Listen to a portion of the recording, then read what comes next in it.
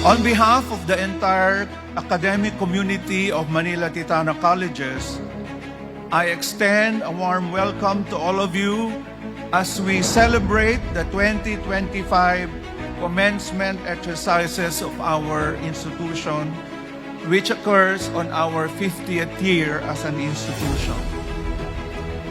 This ceremony is a testament to the achievements, determination, hard work, and resilience of our graduating students and their families.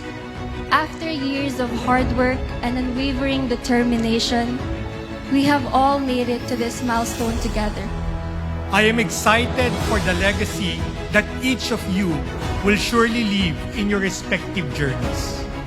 Today marks the fulfillment of dreams and aspirations and serves as a call to move forward into an ever-changing and unpredictable world.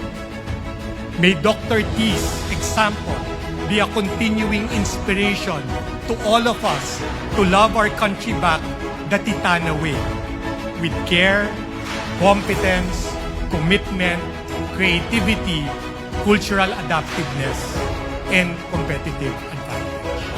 Three things come to mind when I think of Titana: compassion, leadership, and excellence.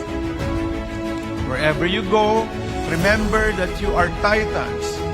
As the saying goes, by their fruits you shall know them. You are the fruits by which Manila Titana Colleges shall be known. Uphold the values you have imbibed and the life lessons you have learned here.